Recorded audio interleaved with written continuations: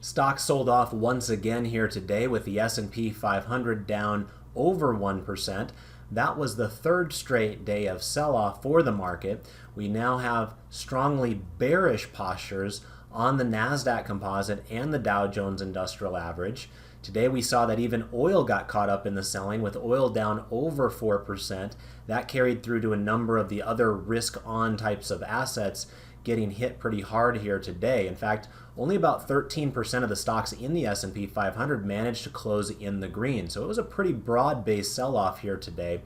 And we also wanted to focus a little bit of our attention on those areas that have been sold off so hard that they're giving us oversold cluster signals, which is exactly what I did in tonight's trade application example, where I wanted to focus on a dividend growth stock that did something today that it has never done in its entire history before. So with that, let's go ahead and get started. Welcome to the Market Outlook video presented by MarketScholars.com. I'm your host, Brandon Van Zee. It's August 30th, 2022. First of all, if you're new, welcome aboard. Remember to go over to YouTube, click subscribe on our channel, then go down below into our description area. Make sure you're signed up for our email distribution list so that way you can be notified whenever we post these videos. In addition to that, at the bottom of the emails, you'll find which stocks in the S&P 500 are giving you overbought or oversold cluster signals. I imagine after 3 straight days of selling, there's probably going to be a lot of oversold cluster signals in tonight's email. In addition to that, we're heavy users of Twitter. My handle is @BrandonVanZ. If you're not doing so already, I would encourage you to follow me. We also really appreciate those of you that click like and retweet on these Market Outlook related posts. And then last but not least, we do have a presence on Facebook. Feel free to join our group at that web address you see in the logo in front of you. All right, let's jump into today's trade activity. And as you can see, I've got the S&P 500 heat map pulled up here in front of us, and it looks pretty similar to the way that it's looked the last couple of sessions. Thursday was as good as it got. In fact, it was rather amusing to me, not in a great way, because naturally I'm long the stock market more times than I'm short it as a long-term investor. But some of you heard me say when I was with you on Thursday that it almost felt too good to be true, because we were talking about the bounce out of the market prior to that. And of course, most of you know what happened on Friday. Absolute meltdown by Jerome Powell and company at Jackson Hole, and continued follow-through of that meltdown the last couple of days to start this week. So it's gotten ugly in a hurry, and here was the end result here today. And as you can see, it was pretty consistently red all over the place. You really only had a few patches of green here or there. I see Bristol Myers Squibb was a stock that managed to close in the green today. We actually just sold a put on that in my put selling class yesterday afternoon, so we were happy to see that one up here today. I also see that a number of financial stocks managed to close in the green today. Wells Fargo was up a touch, Bank of America was up a touch, Schwab was up a touch, T. Rowe Price was up a touch, State Street was up a touch, SVB Financial was up a touch, and then JP Morgan just barely got its head above break even. So there was some decent bullish exposure there in the financials. And speaking of the financials, I actually covered the financials in my dividend growth investing class earlier today. So if you are a premium member of Market Scholars, feel free to go to our Trading Rooms calendar and watch that recording if you weren't in class with me live here earlier today. It was a great session where we talked about 2 top shelf companies that could do very well in the coming decade. Anyway, other places that managed a little bit of green, I guess there were some consumer discretionary that managed to do that. Target was up a little bit, Tapestry, VF Corp, Ralph Lauren. We've got Dollar Tree. Also up here is Best Buy. That was up today. Remember, we do have a sold put on Best Buy right now in this Market Outlook related account. It had been rolled maybe even multiple times from earlier this summer to the September 6250s. So at this point, now that we're through the earnings announcement, it looks like that one should roll off of our books officially at max gain. But it took a little bit of effort to get us there. But nonetheless, Best Buy did manage to close higher today after reporting their earnings yesterday. But other than that, you can see that it was a pretty vicious session out there. Not a whole lot to get excited about, that is for sure. You can see that the brightest reds probably appear right here in the energy patch. That had been an area that was doing quite well. In fact, it held up better than average last week, and also did better yesterday. But today it kind of reversed course and flushed out some of those folks that were kind of jumping on the trend a little bit too late. And that's something that we talked about yesterday in my top-down trend trading class, how that has happened more often than not in the year 2022. It's not that trend trading can't work. It's just that you generally want to find that the risk appetite of the market at large is quite high when you try to implement that strategy. And right now, the risk appetite is rather low. At least that's how I would describe it in the year 2022. So it has not been a kind year for trend traders, but eventually that'll change, and things will rotate, and we'll get back to more bullish behavior. But right now we're in more of a standoffish type of a marketplace, and you don't need me to tell you that. I'm sure you've recognized that long ago. It's been a tough slide here this year. So I wish I had better news for you, but unfortunately this is all I got. A lot of red, a lot of selling here in the market today. Let's go ahead and take a look at the actual breadth numbers now on the main part of the platform.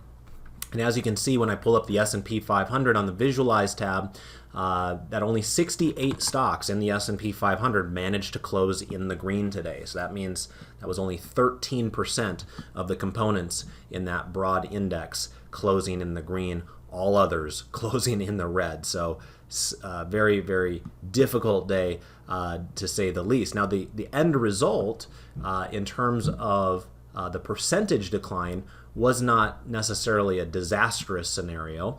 Speaking of which, let's come on over here to the charts and show you that the S&P 500 was down 1.1% here today. So that's not the end of the world, especially if you compare it to like what we suffered through on Friday, where the markets were down over 3% that day.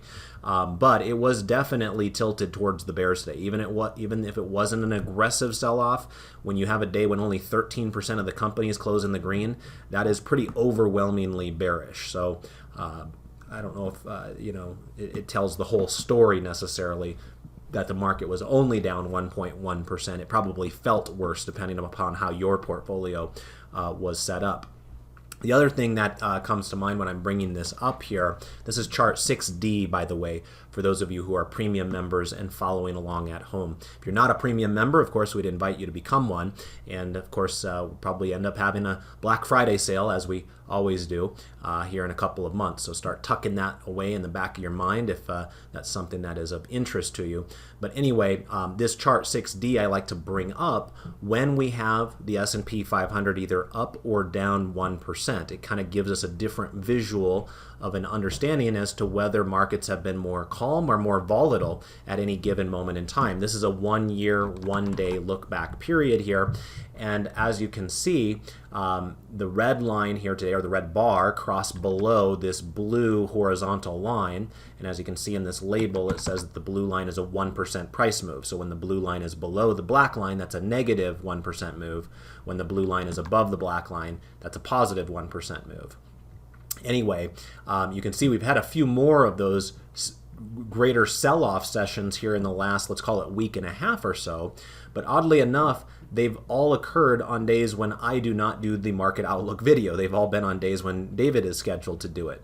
The reason I bring that up is you guys have heard me say in passing that it's been a while since I've taken a sold put trade as my trade application example in this market outlook video. And for those of you that have been watching the video long enough, you'll know that that is completely night and day different compared to what we were going through earlier this year, when it almost felt like I was doing a sold put trade on nearly every one of the presentations I was giving to you guys. I was starting to get afraid that you guys were thinking I was sounding like a broken record. And of course, most of those did very well when markets were very bullish and markets were down over 1% back here in kind of the first half of the year, and we were selling puts. We did so extremely successfully.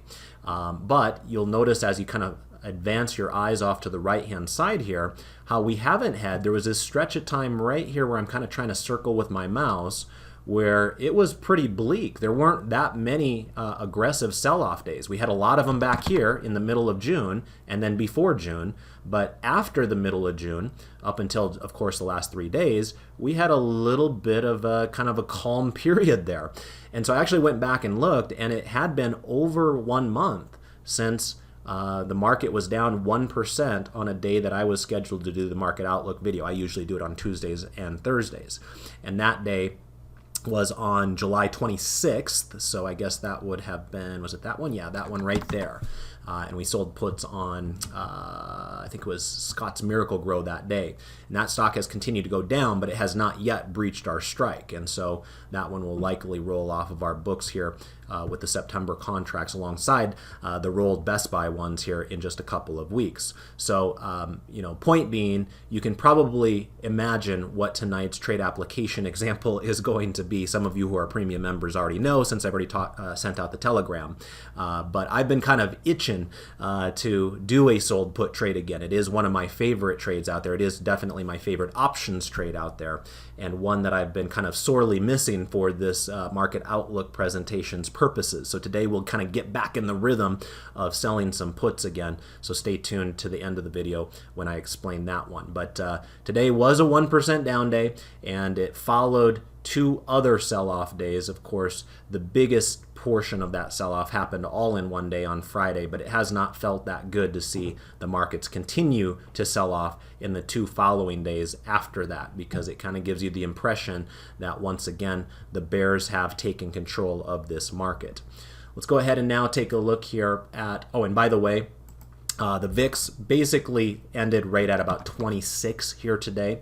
So it is at a slightly heightened VIX right now. I wouldn't go overboard with that phrasing because, of course, we've seen the VIX above 30 earlier this year. It never did quite get above 40, but it did hang out above 30 on occasion.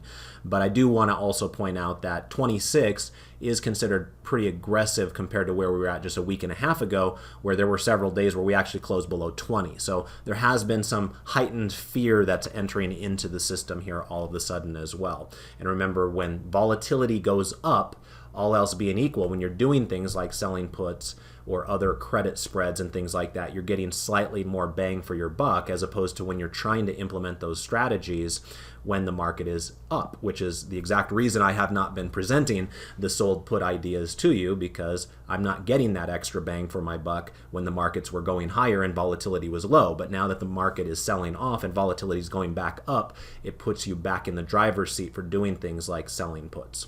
All right, let's go ahead and get back on over here to our normal flow with our foregrid of the major market indices here in the United States. And as mentioned before, the S&P 500 closed lower by 1.1% today.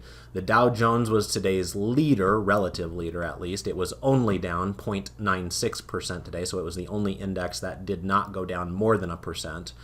The NASDAQ composite was down 1.12%, so slightly worse than the S&P 500.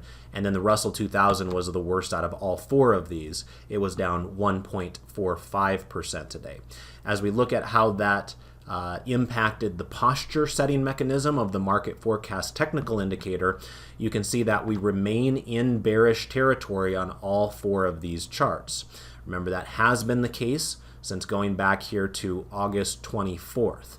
Had Jerome Powell said something positive instead of something negative on Friday, we'd be looking at a whole different ballgame here. I think that the postures would have gone back to bullish if that were the case. But as it were, he just destroyed the market and talked tough and said, hey, we're going to go gunning for inflation. No matter what happens, we're going to try to tackle that.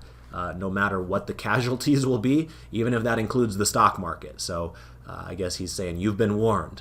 And you can see what that did to the market. It basically sliced straight through that 30-day moving average without any difficulty, and it's continued to roll over since then. Now, obviously, markets don't go straight down, just like they don't go straight up. So there will be some sort of a reversion push higher, but there's no guarantee that's going to happen, this week or anything like that, right? We could continue to kind of slowly slide here until we get back into cluster territory again.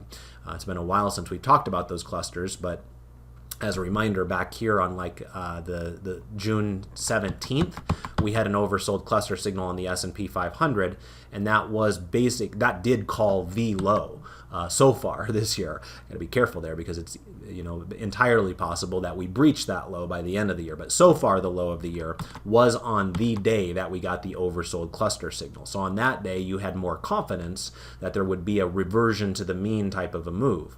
Where we're at right now, with the green line still in the upper half of the indicator, it's at the 52nd percentile, we'd have a long ways to go to get that green line in the lower reversal zone. So you'll notice that the blue and the red line both were in the lower reversal zone today. So if the green line were down there, that would have been a cluster. But they've got a long ways to go because the markets were so robust prior to this recent 2-week slide. So that doesn't sound like good news to me because it means there could be more pain in the offing. Notice that on all of our charts, actually I take that back. I was going to say all of our charts we have a yellow moving average, but that's actually not true for the Dow. So on 3 out of our 4 charts, we have a yellow moving average. That moving average, as a reminder, is a 30-day moving average. And what it signifies when it's yellow in this case is that price is below a rising moving average. Now compare that to the Dow Jones Industrial Average, where you're noticing that the moving average is red instead of yellow like it was yesterday.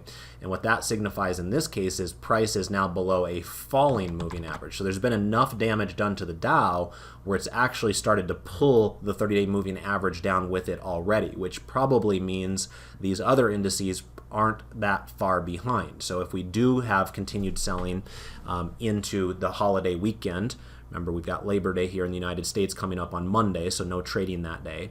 But if we do continue to sell off for the final 3 days of this week, there's a pretty decent chance that at least 1 or 2 of these indices here will join the Dow with a red moving average at that time. So be on the lookout for that. Also, friendly reminder that we've got an important jobs number coming out later this week as well. Remember, it's going to be the first Friday of the new month.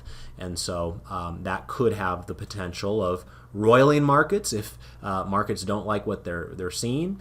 And it could also be the opposite. So just be mindful of volatility, I guess, is the way to phrase that. So keeping us on our toes as we kind of wrap up the summer here, I guess. You'll also notice that the Dow is now with the darker shade of pink there on the chart. So notice we have a light pink color here yesterday and now a dark pink color here today. And that signifies the fact that the green line has now passed into the lower portion of the indicator on the Dow. So notice the intermediate line is at the 48th percentile as opposed to the 52nd percentile there for the S&P 500. Be aware that the NASDAQ is similar in that regard to the Dow, where its green line has now slipped below the 50th percentile, just barely, down to 49.59. Nonetheless, you do have a dark pink background color on both the Dow and the NASDAQ composite at this moment in time, telling us that we have strongly bearish postures there, right? So strongly bearish intermediate postures, to be specific. The intermediate line is that green line on the market forecast. Whereas we're not quite to that territory yet on the S&P 500 and the Russell 2000. Both of those are still hanging out slightly above the 50th percentile. But it looks to me that we could be seeing that change as soon as tomorrow on the S&P 500. It wouldn't take much for the intermediate reading to slip just 3 points. That could happen tomorrow. The Russell 2000 probably not going to happen tomorrow because it's at basically 60 right now. So it would take a much bigger sell-off for that to occur. But it certainly doesn't rule out the possibility of the Russell 2000 being the final one to go to strongly bearish posture, but doing it as soon as late this week, right? That could definitely be in the cards if the markets do stay bearish. So be on the lookout for that possibility. So again, not great news I have to share with you, unless of course you're short the market. Then you're thrilled, you're tickled pink, right? With the behavior here more recently. But most people probably have at least a smattering of long-term positions with their 401ks or retirement accounts or what have you. And these are years that it's tough to kind of come to terms with what the market's delivering for us. It's a little bit more challenging to put it lightly, right? Some of us get a little bit more emotional than we prefer when we see our money being volatile in the markets around us. So hang in there, as I always like to remind you. I started investing in January of 2000. I actually was prepared to invest prior to that, but my goofy college mind at that time thought I should wait until the Y2K bug possibility had passed. And so I waited until January of 2000 after I knew that we advanced into the new millennium with no worries on the computer systems. But anyway, the point being, that was a terrible time to start investing. Little did I know at that time that the market was about to collapse for the coming 2 or 3 years. And so if you are somebody that's new, right, we have all different types of folks that watch these videos. Some of you have been with David and I for a decade, and you're into your retirement years. Others of you might have just stumbled across us on YouTube, and you might be 22 years old right now, not knowing all that much about the financial markets. And if you are somebody that's new and just getting started, and you're wondering if you've made a mistake getting into the world of investing and trading, just keep your head up, because the market in general is a money-making machine. The only way that the main way that you won't be privy to that money-making ability is by giving up. But if you keep at it and continue to educate yourself and understand the various strategies, the way to read charts, the way to read fundamentals, and have a good grasp on the financial system in general, then you will start having success down the road. But if you give up before then obviously you're not going to be able to benefit from that. So can I guarantee all of you will make money? Of course not. There will be some people that will just continually do the wrong thing. Remember, in the markets, buyers need sellers and sellers need buyers. So there is the possibility that some people just have the worst luck in the world. But in general, markets do go from the lower left to the upper right. And even a guy like myself who got started right before the dot-com implosion, I've found success in the marketplace, of course, in the following years after that. And if you are somebody that just started here in recent months and you're witnessing this, onslaught of selling in 2022, you also will see good bullish years in the future. So just hang in there, and your job right now is just to survive, right, and not give up. There will be better days ahead, I can assure you. All right, so we do have bearish postures across the board. We do have the Dow Jones and the NASDAQ with strongly bearish postures, and the S&P 500 and the Russell 2000 with weakly bearish postures. Let's go ahead and pop on over here to the internet briefly. I always like to get a chance to say thank you to those of you that help support this video that you find on YouTube. And also wanted to say I see Warren Buffett is trending today, so happy 92nd birthday to Warren Buffett, one of the folks that has inspired me the most in my investing journey over the years. So he's getting up there in age, but every bit as good today as he has ever been at 92 years old. Thank you to everybody who did click like for me the last time I did the video on Thursday. We were well up over 100 likes, so that means a full-length video here today. I'll make the same deal with you the next time. When I'm scheduled to do the video on Thursday, if we're up and over 100 likes by then, I'll do a full-length video including a trade application example. If we're under 100 likes, then I'll just keep it short.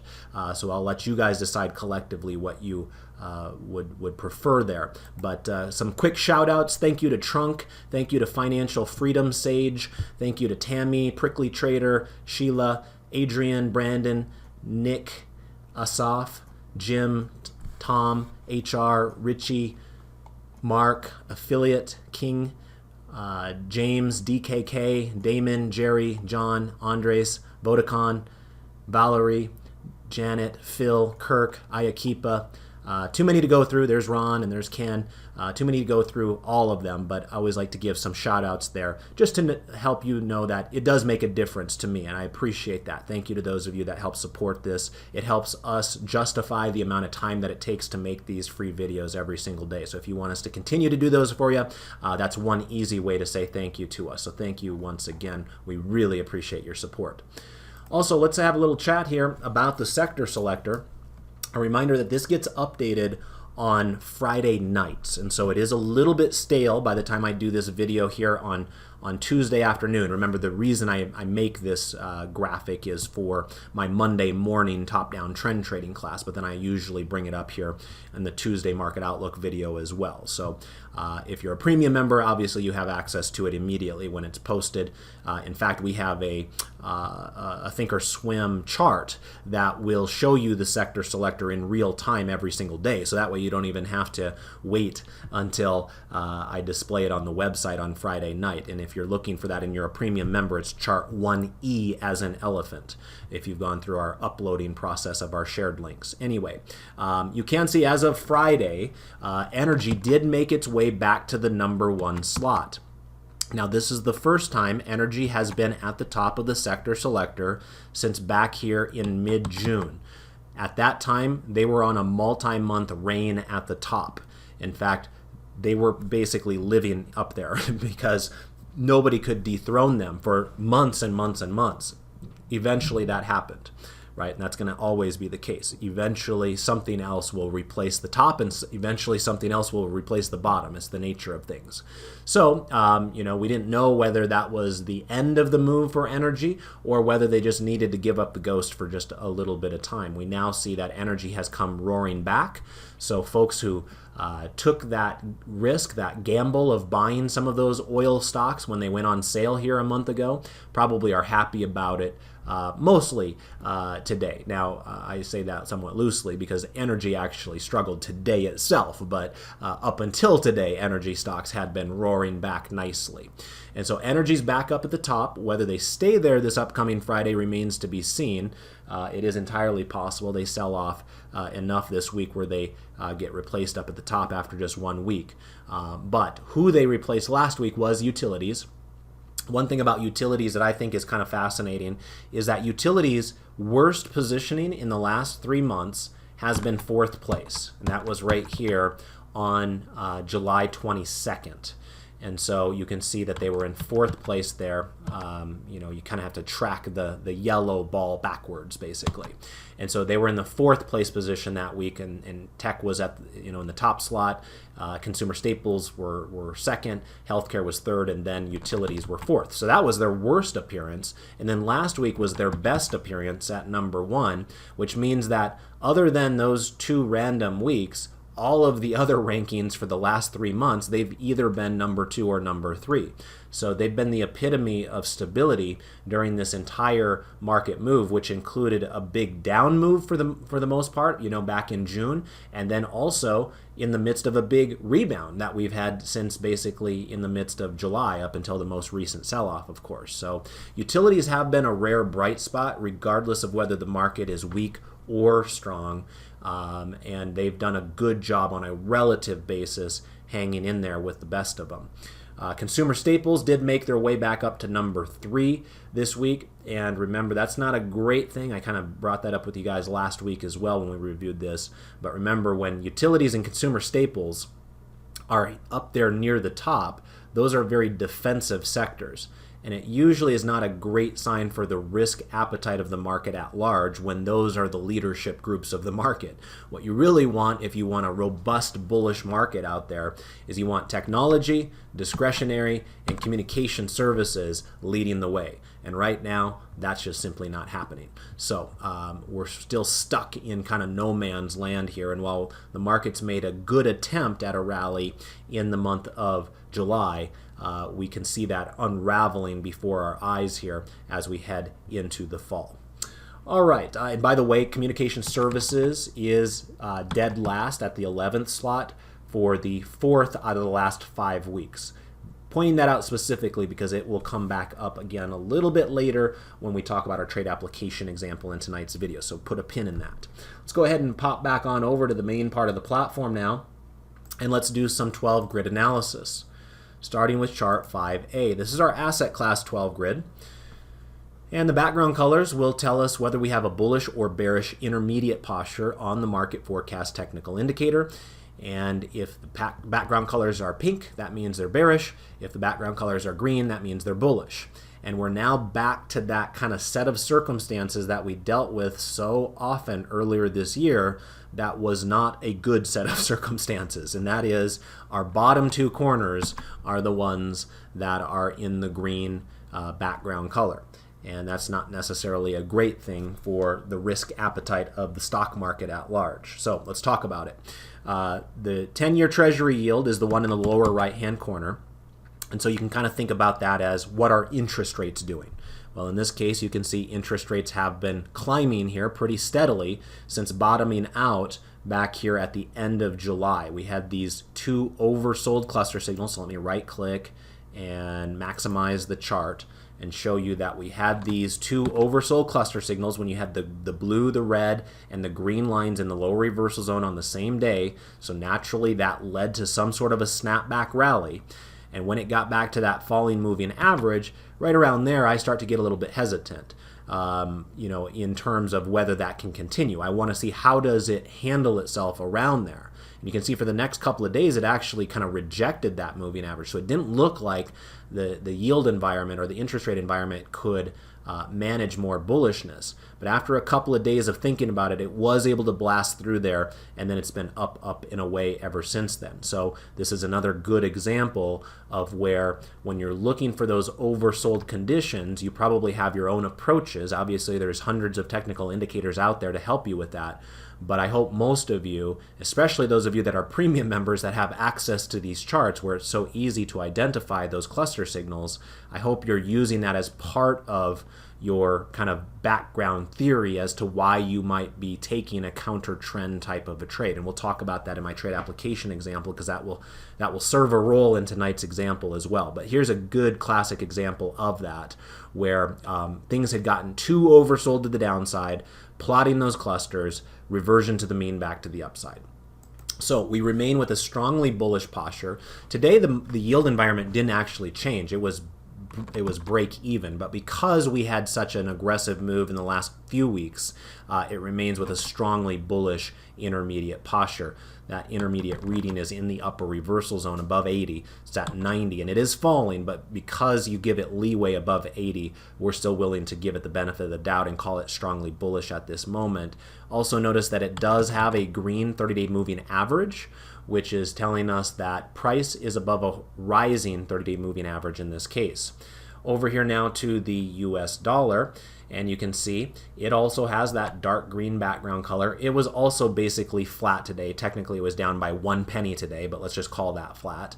And you can see that it's got a green 30-day moving average telling us price is above a rising moving average, in addition to having the strongly bullish posture. But let's take a look at something opposite now with the US dollar. And the opposite that I'm referring to is this little red dot that shows up on our chart here yesterday. So that didn't happen today, but it happened yesterday. Maybe David talked with you about this in his video last night. But that just signifies that we have the green, the blue, and the red lines in the upper reversal zone at the same time.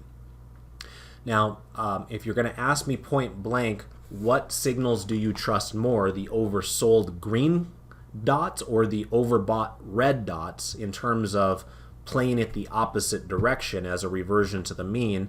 I personally prefer the oversold green dots. I've found that their track record, their hit rate is stronger or better than what I found on the opposite direction. It doesn't mean that this red dot can't work. It just means that the hit rate, the win rate, is a little bit worse there. At least that's what my research has found. In fact, some of you might remember that big research project I did when I was working for TD Ameritrade. It's part of the reason, by the way, that David and I got to know each other. Back then, he didn't really know me all that well because he worked from home. I was a guy that would go into the office, and I was somewhat new, having moved out to Utah from Nebraska, where I'd worked at TD Ameritrade headquarters, and then started with the Invest Tools education arm. And David saw my post on the old website of that experiment that I run, where I basically went back 20 years in time and looked at the S&P 500 and all of the oversold cluster signals and all of the overbought cluster signals, and looked at where prices were 1 month later to determine whether those were effective signals or not. And what my research found at that time, now it's been several years, so I don't know if it's entirely accurate today, but what my research found at that time is that buying the market when it had an oversold cluster signal, a green dot, was vastly superior than trying to short sell the market when it got a red overbought cluster dot. So anyway, that experiment has been long gone, but what it did lead to is David and I getting to know each other quite well, him eventually asking me to help him with the old market forecast videos that we did at InvestTools, and of course that then led to our current partnership here at Market Scholars. So in a roundabout way, I'm very thankful for the clusters from that reason alone. So we'll take a look here at this this red dot and see if it leads to any selling or reversion to the mean moving forward. What I would say is that although I don't respect the red dots as much as the green dots in terms of reversion to the mean, this specific setup right here is a little bit more interesting to me. In fact, I brought it up with you guys last week as well, where the dollar is having a hard time getting through its resistance from back here on July 14th. You'll notice we went straight up to that area, and now we've gone straight sideways for a week and a half. So that's a little bit peculiar there, and maybe that's a little bit of extra juice for the bears if they want to kind of push it the opposite direction. We'll see. It could break either way, right? That's the whole point of having a sideways pattern, is you don't know. Is it going to break up or is it going to break down? You got to wait and see.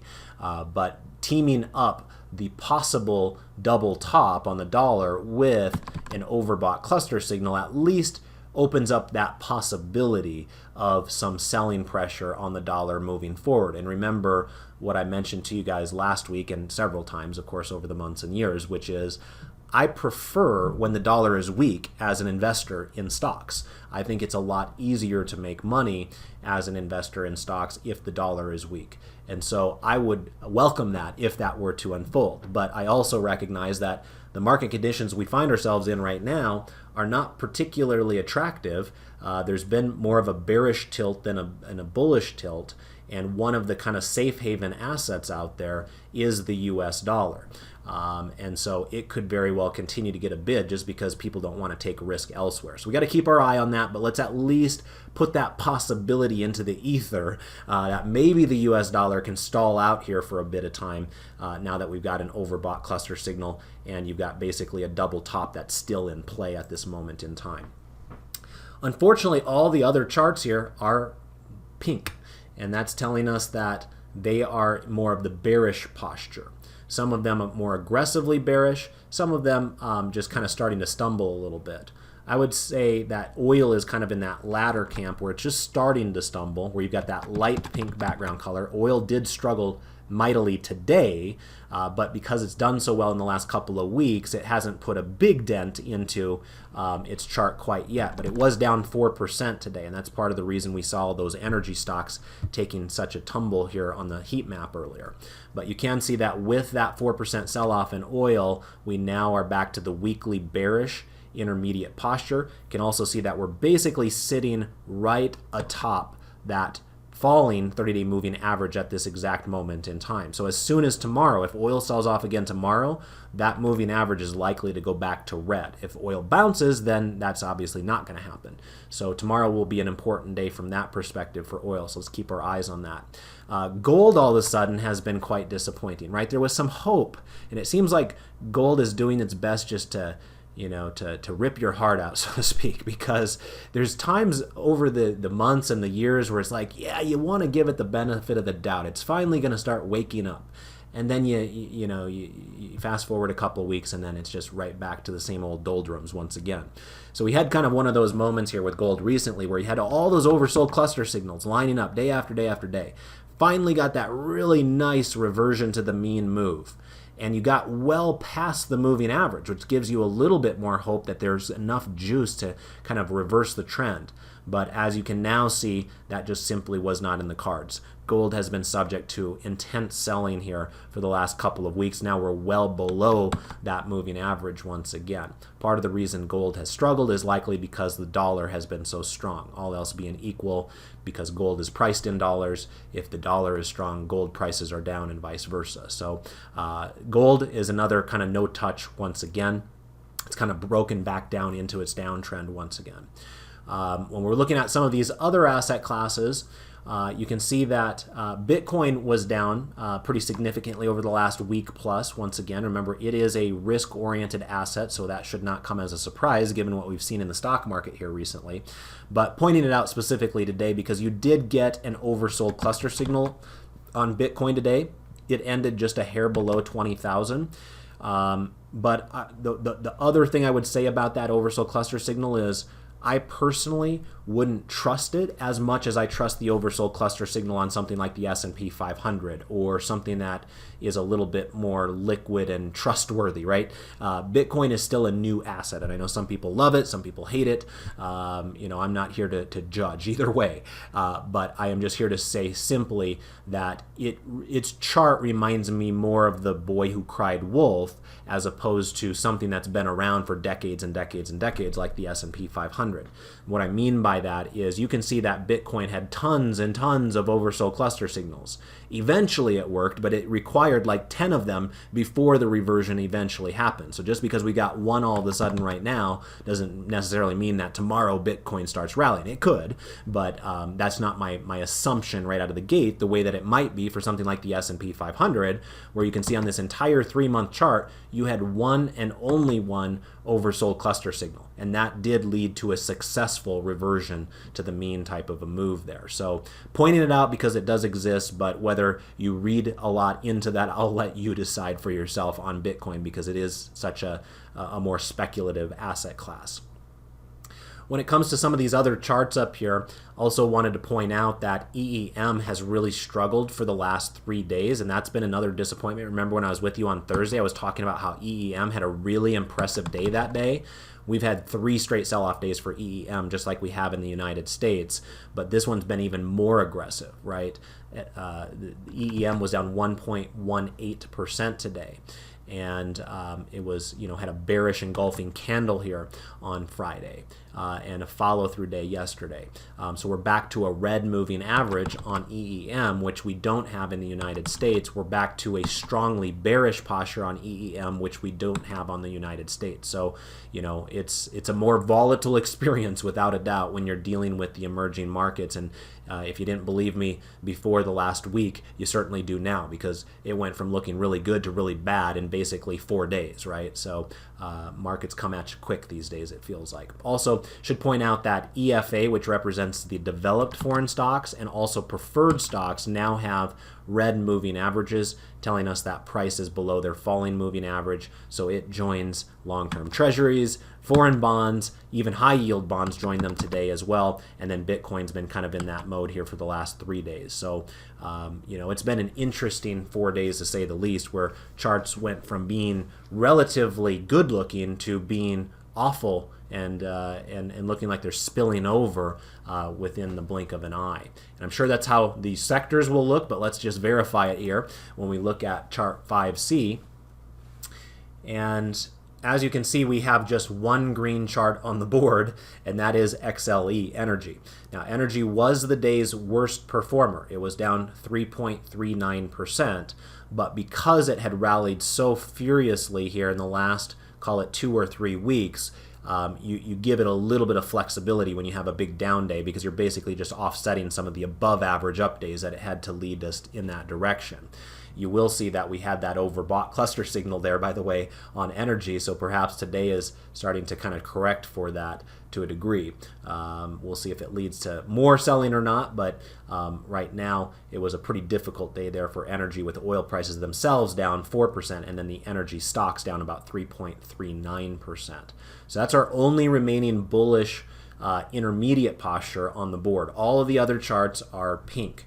The dark pink ones, meaning the more strongly bearish ones, are communications, technology, real estate, and healthcare. All of those are that darker shade of pink. Also, 2 of those charts, healthcare and communications, have a red 30-day moving average, meaning that price is below the falling moving average to even add additional bearishness to those particular areas. In terms of who our best performing sector was today, it looks like it might have been financials. How about that? It's kind of rare, but the financials were the best performer today. They were still down, so I don't want to make too much of it, but they were only down about 0.5% here today, with the market down well over 1%. So they lost the least amount of money. Remember, typically on a day like today, you would expect like consumer staples or maybe utilities to be the best performer, maybe healthcare. But in today's case, that just simply wasn't true. We had the financials hanging in there a little bit better. So keep your eye on that. Sometimes that's like a poker tell. The market's trying to tell us something there because that's doing something that you would not have expected ahead of time. So let's keep our eyes on the financials. And like I said, we actually covered the financials earlier today in my dividend growth investing class. So if you're a premium member and you're interested in what financial stocks are catching my eye as a dividend investor, make sure you check out that recording and check out which stock we ended up selecting for the class portfolio. But for right now, I want to talk about our trade application example for this video, for the market outlook video. And again, I want to stress that communications has sold off aggressively here. In fact, communications are getting closer to their lows from back here in June all of a sudden. And so things are looking pretty dire there for communications, which is, one thing that I like to look for is babies being thrown out with the bathwater.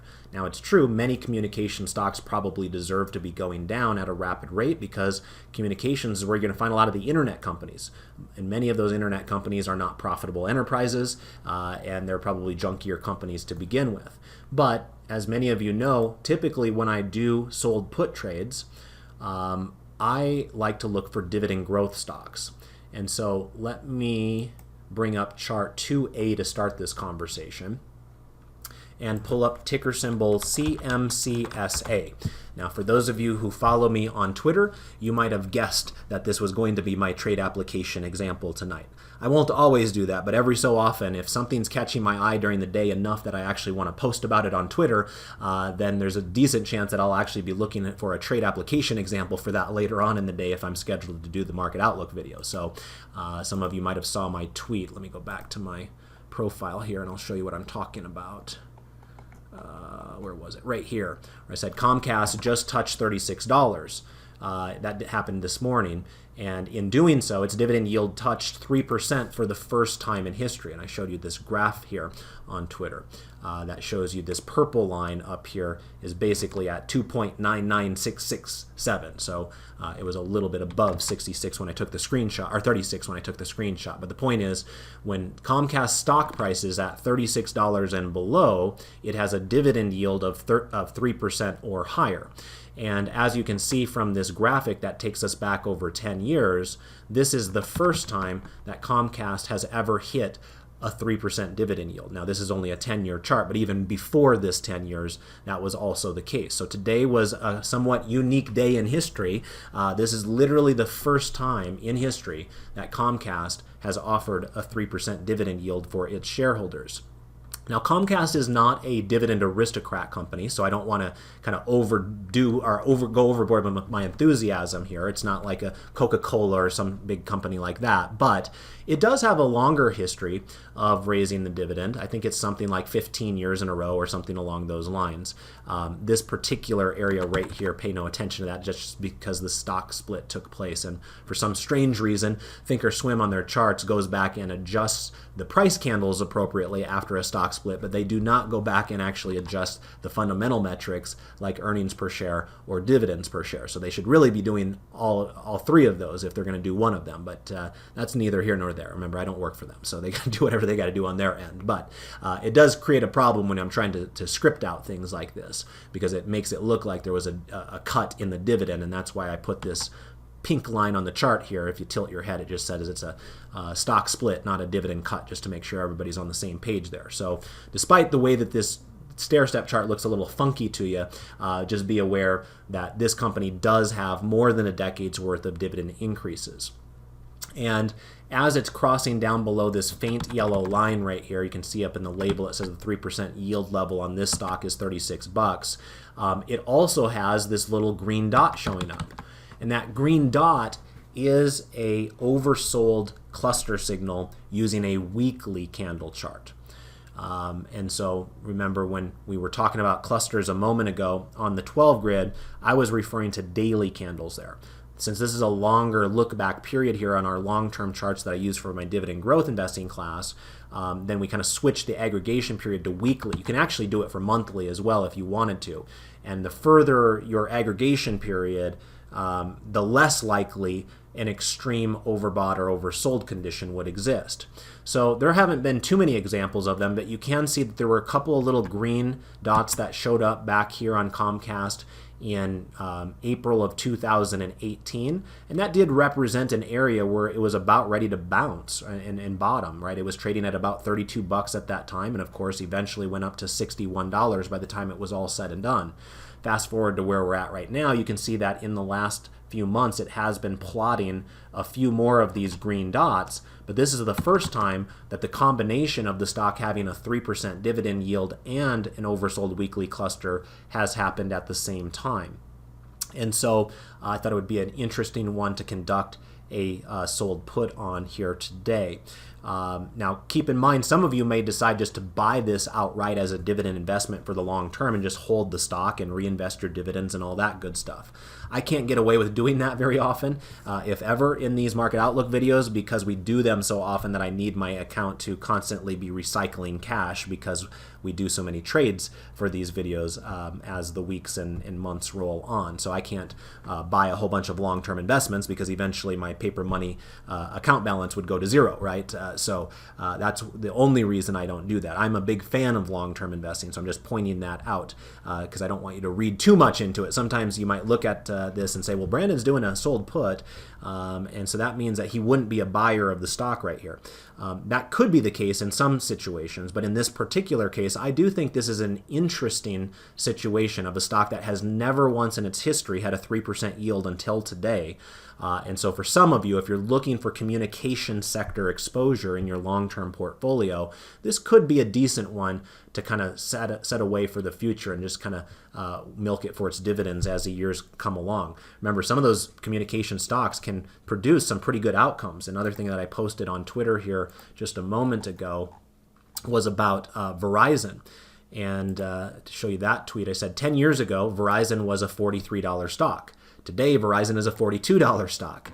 On price alone, the stock has lost money over the last decade, $1 per share from 43 down to 42. However, including the big dividend, an investor would have made over 50% on their original money entirely from the cash non-reinvested dividend payment. So in other words, had you been reinvesting those dividends, it would have probably been even better. But even just the cash payments alone would have amounted to a 50% return on your capital, even though the stock price went down. So I said they matter, and what I meant by that is dividends matter.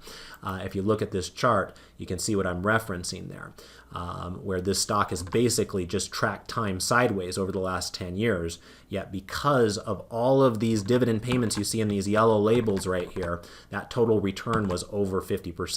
Now that's not beating the market over that time period, so that's not the point that I'm trying to make. But I think there is this impression in general that dividends are just an afterthought, right? Who really cares about this little 3% payment here and this 4% payment there? Because everybody's got that trader mindset going for them.